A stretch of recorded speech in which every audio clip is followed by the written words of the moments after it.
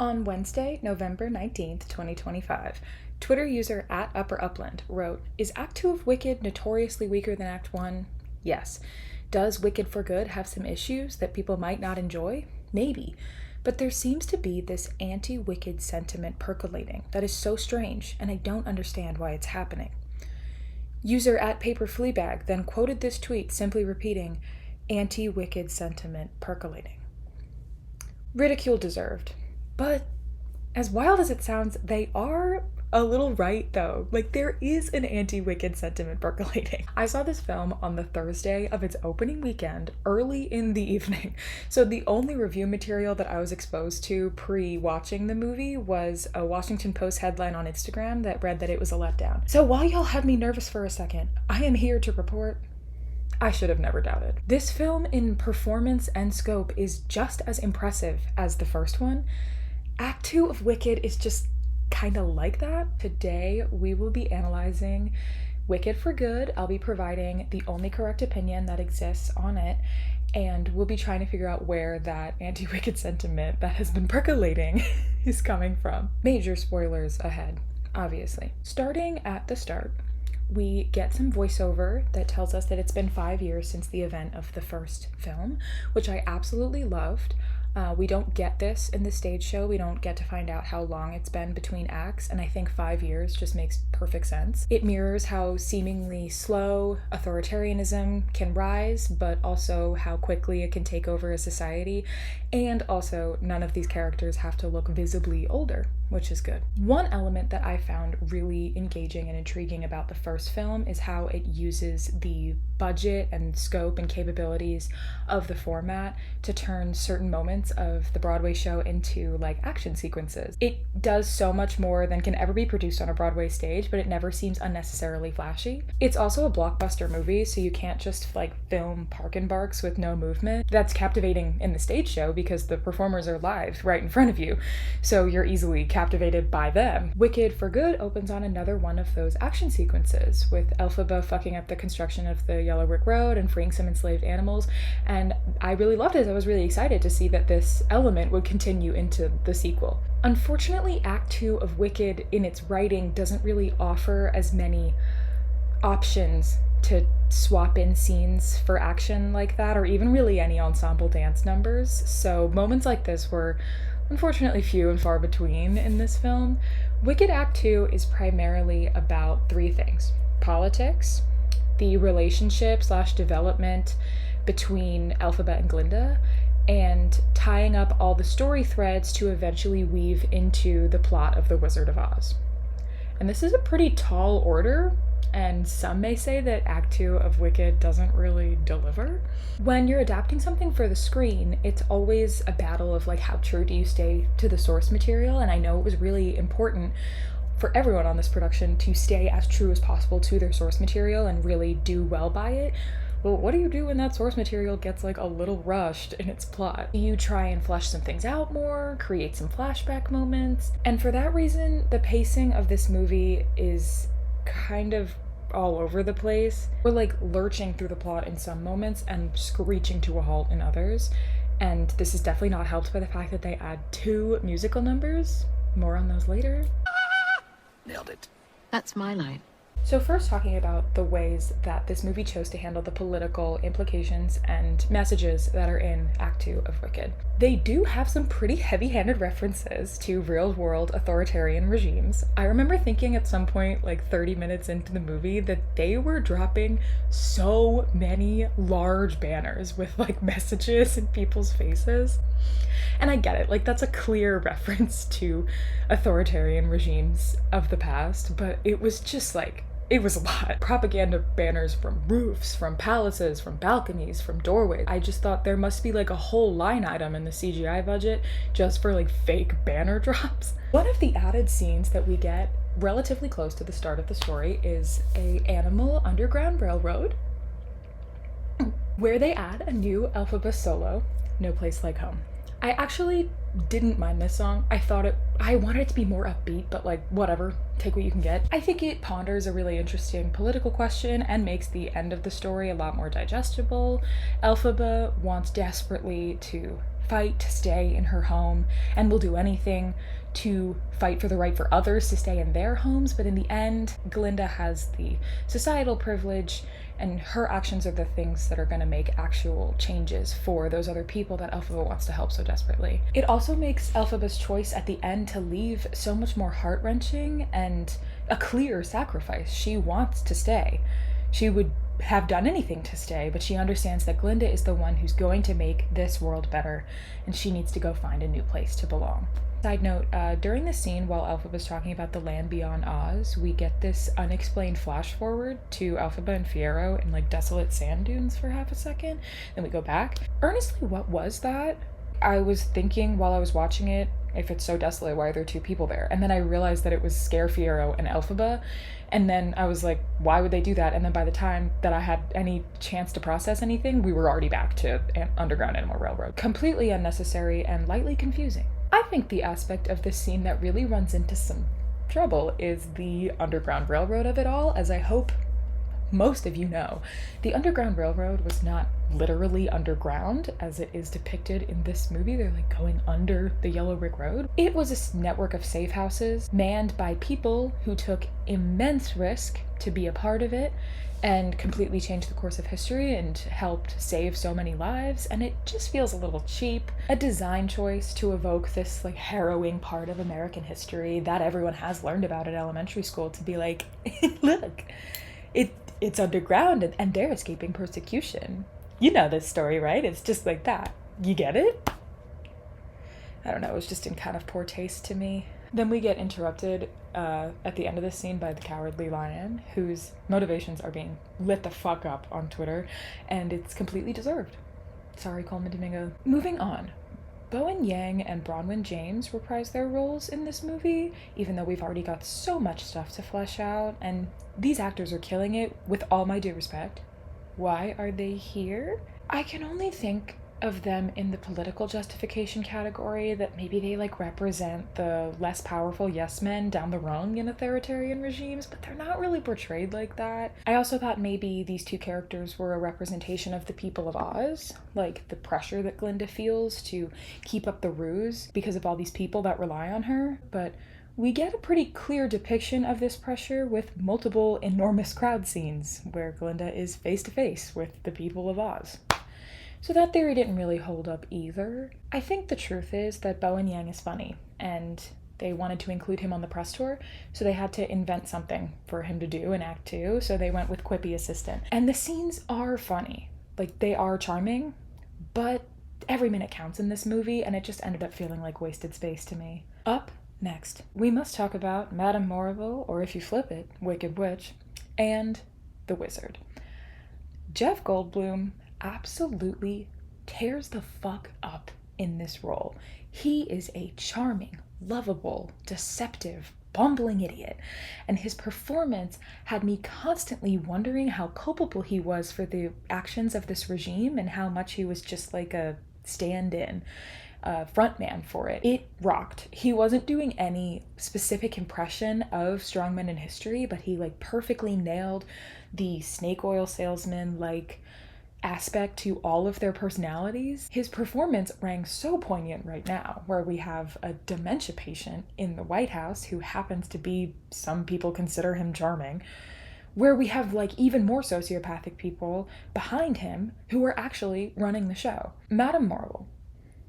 Michelle Yeoh's performance, in my view, was fine. She's more cartoonish in the stage show, and that makes sense.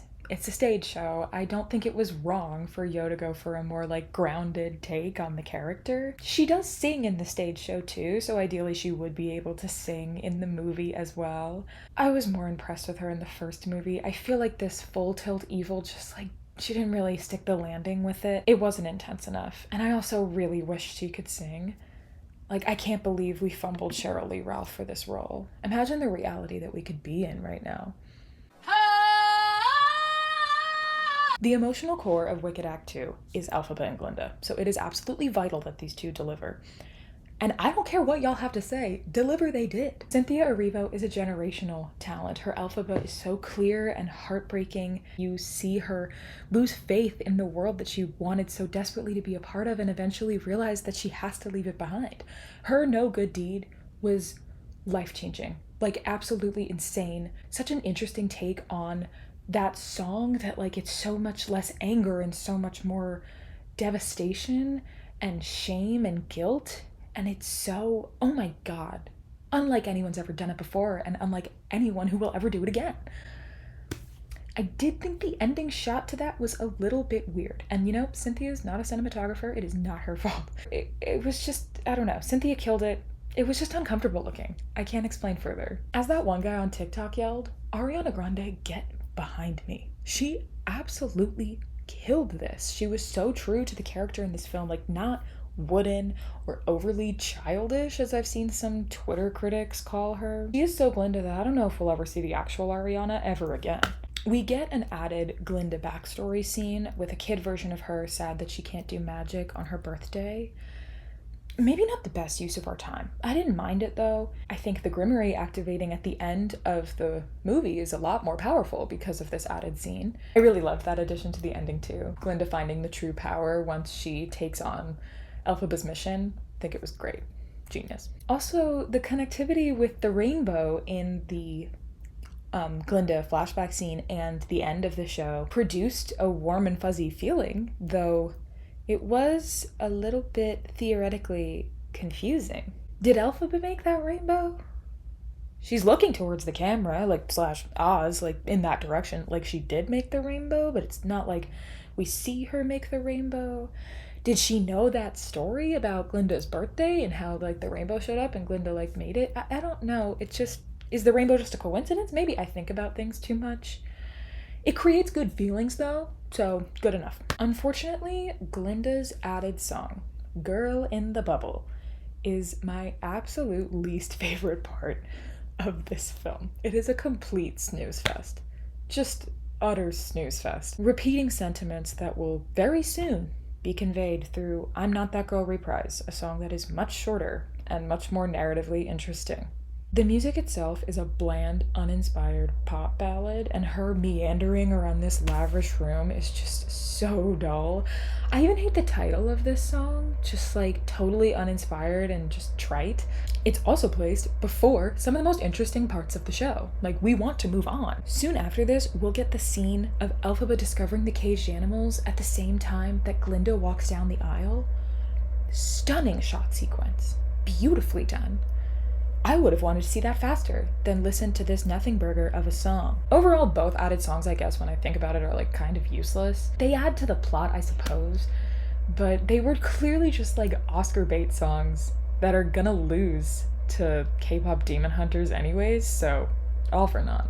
But Cynthia and Ariana overall were really acting their faces off, just naturally embodying these larger-than-life characters in a way that made the performance really rooted in their reality, rooted in the fantastical world of Oz, and it made it a lot easier to see the parallels of this fake world with our real one. And the culmination of their journey as a duo for good was beautifully sung and beautifully performed. It was great. Gratifying climax to their relationship. They knocked it out of the park. I don't know why the camera was spinning so much. Got a lot of cinematography issues with how these two were shot, I guess. Lots of spinning. I know it's hard with a movie of this scope to justify the camera being static, but it was a lot of spinning. We were spinning. This is where the plot gets particularly messy. Not the fault of the movie though. Like, again, as I said, Act 2 of Wicked is just like that, unfortunately. First, focusing on the Nessa Rose and Bach side plot. Nessa Rose is kind of strange in this portrayal, unfortunately. I love Marissa Bodie. She is so sweet and lovable, but I think it made it hard for her to turn Nessa around because of that innate quality. I saw someone tweet that she plays Nessa like a child throwing a tantrum.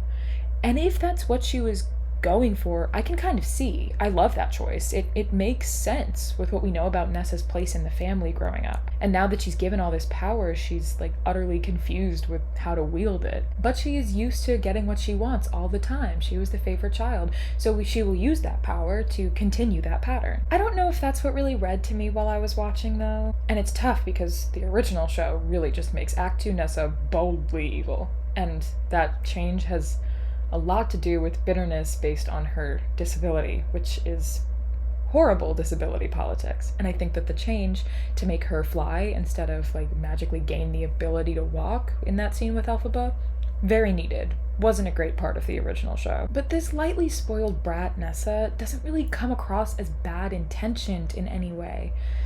And Nessa has to be at least a little genuinely evil for the plot to move forward, and then for Bach to become the Tin Man, and then for her to eventually get squished. Dorothy is an interesting presence in this movie. We never see her face, which is a choice I loved, since it doesn't matter at all to this story, and it relievingly ended the rumor that Dorothy was Taylor Swift. The better part of Act 2 explains how the Tin Man, the Scarecrow, and the Lion end up in Dorothy's entourage. And a lot of people new to Wicked have made very funny jokes online about how being like brutally beaten by soldiers right after that Fiyero is like doing a little dance with Dorothy on the yellow brick road as Elphaba like literally fights for her life. It creates some cognitive dissonance with the timeless classic that you thought you were getting the backstory for. And I so get that. Like, to that confusion, I really say nothing, honestly. It's super weird. It's really fucking weird. Act 2 is tough in this vein, dude. It has to make certain conceits to make the compelling and dramatic and darker story that it's telling gel with the whimsical, fun movie it's referencing. It works a lot better when it's happening live and you can't like pause or look away to think about anything too much. You're just like, oh, that's why he's tin. And that's why he's straw. And that's why no one else is. I get it. There's no place like Target. In the week leading up to its release, there were quite a few Wicked naysayers out in the digital space. Many of the angry people that I saw on Twitter talking about Wicked were using phrases like cheap sing-along and stilted bursts into song. And I just have to question their intentions here. Like, do you like musicals? Wicked is a musical. I don't know what some of you were expecting. They are going to sing. I think that Wicked Part 1 reached such heights of box office achievement and like general cultural ambiguity that it really hit some people that are not into like musicals as a concept. And that's okay, but then you can't be like offended and surprised when the next one is like also a musical.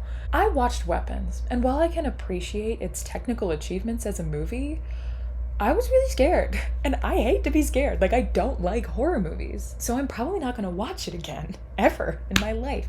But I can appreciate what it does as a movie and like how impressive it is in the genre.